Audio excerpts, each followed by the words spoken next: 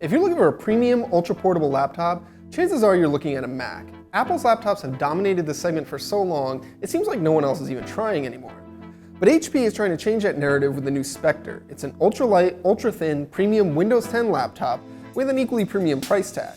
It's easy to compare the Spectre to the MacBook because it's so light and thin. But it's really like HP took the best of what the MacBook offers and blended it with the best of what the MacBook Air offers. It weighs just under 2.5 pounds, measures a scant 10.4 millimeters thick when it's closed, and it's a 13.3-inch display with a full-size keyboard. Now, HP is selling this for $1169 to start, but the unit that I've been testing, which has a Core i7 processor, 8 gigs of RAM, and 256 gigs of storage, costs $1249.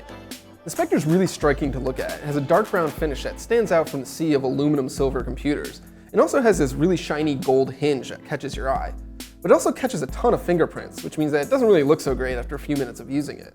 Now, the next thing you're going to notice about the Spectre is that it doesn't have a touchscreen, it doesn't detach, and it doesn't try to be anything more than a traditional laptop. Now, the 1080p screen isn't as high res as you can get on other computers, but it's perfectly sharp at this size.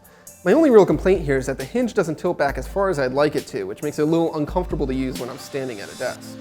The keyboard is really nice to type on. It's got well-spaced keys and much better travel than Apple's MacBook. The trackpad's also really good too. It's smooth and glassy and tracks really nicely, but it's a little small and feels cramped compared to other computers with larger trackpads. Like the MacBook, the Spectre relies on USB-C for all of its connectivity. But unlike the MacBook, HP gives you 3 ports instead of 1. Now, 2 of these support Thunderbolt connections for fast data transfer, and all 3 handle power. It's definitely more convenient to have multiple USB-C ports than just 1, but because USB-C is still really new, I have to carry around a bunch of adapters to plug anything into it. Now, unlike the MacBook, the Spectre has Intel's more powerful chips inside, so it doesn't really get bogged down too easily. The Core i7 chip in the one that I've been testing has been able to handle everything I throw at it, whether it's multitasking, web browsing, photo editing, or any other productivity task. You're definitely not going to be gaming on this machine, but for productivity stuff, the Spectre definitely has enough power.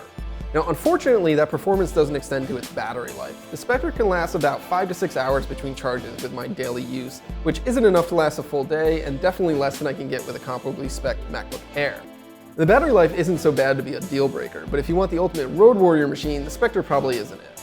But aside from my complaints with the battery life, the Spectre is really an excellent laptop. It's really well made, it looks great, has lots of performance, and it's so thin and light that carrying it around everywhere isn't really a burden.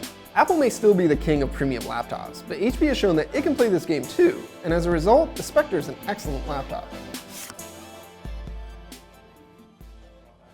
Talking about laptops.